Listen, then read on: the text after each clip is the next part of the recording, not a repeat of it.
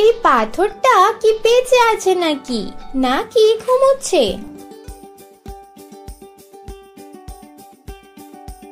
আরে টুকটুক, পাথর ঘুমায় না, কারণ ও বেঁচে নেই।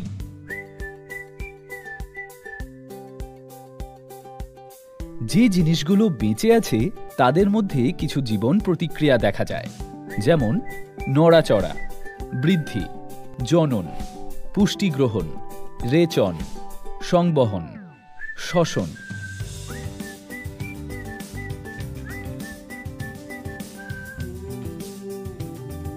হাই, আমি নোনা, একটা জীবিত গাছ। আমি সূর্যের আলো থেকে খাবার বানাই, মানে পুষ্টি গ্রহণ করি। তুমি নিঃশ্বাস নাও? অবশ্যই, শ্বসন করি, জল টেনে নিই, মানে সংবহন করি, আর বজ্রও ফেলি, মানে রেচন করি। আর এই পাথর, ওর না নড়াচড়া আছে না শ্বসন, তাই ও অজীব। যে কাজগুলো জীবিতদের করে ঠিক, তাই হলো লাইফ প্রসেসের টিক টিক।